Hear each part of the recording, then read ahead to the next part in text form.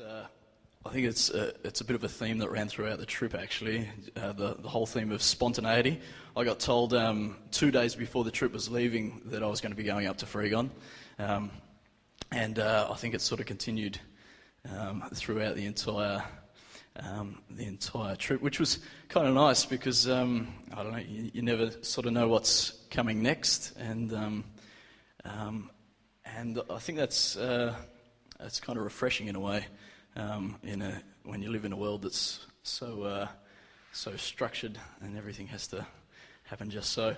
But this is Fregon. We've spent about 3 days up there in the school, hanging out with the kids up there, and also amongst the community, having church with them at night and that sort of thing. I guess a couple of the things that stood out to me about Fregon the most is that it's a community that's a long way from anywhere, but you can tell that God really has a care and compassion for these people up here. Yeah, some of our leaders there. Yeah, and you can just see it in the. I've never felt so loved in some respects as I did up there. Just the way that the kids embrace you, and the ladies up there are just so eager to have you up and accept you. And there's nothing that's sort of attached to that. It's just a free gift that they give. And I guess that's one of the big things that stuck out to me from Fregon.